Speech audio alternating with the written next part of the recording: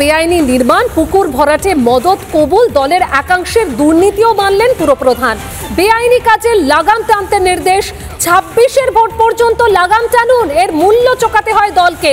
দলীয় সভায় মন্তব্য বর্ধমানের পুরপ্রধান পরেশ সরকারের। কিন্তু তার এই মন্তব্যের পরেই আবার তুঙ্গে বিতর্ক, কারণ বিধানসভা ভোট পর্যন্ত কেন বিধিনিষেধ? ভোটের পর কি তাহলে ফের আবার অবৈধ কাজে ছাড়? তিনি বলছেন 26-এর ভোট পর্যন্ত লাগাম টানুন, তাহলে কি ভোট মিটে গেলেই আবার যেই কি সেই? অর্থাৎ ভোটের পর কি তাহলে ফের আবার অবৈধ কাজে ছাড়? বিধানসভার ভোট পর্যন্ত কেন বিধিনিষেধ? অবৈধ নির্মাণ করা চলবে না, সরকারি জায়গা দখল করা যাবে না, পুকুর ভরাট করা যাবে না। সমাজে যারা এগুলোতে মদত করেন, যারা এগুলো করে থাকেন, তারা নেতা হন আর কর্মী হন, আমি বলি একটু লাগাম দিন, একটু লাগাম দিন।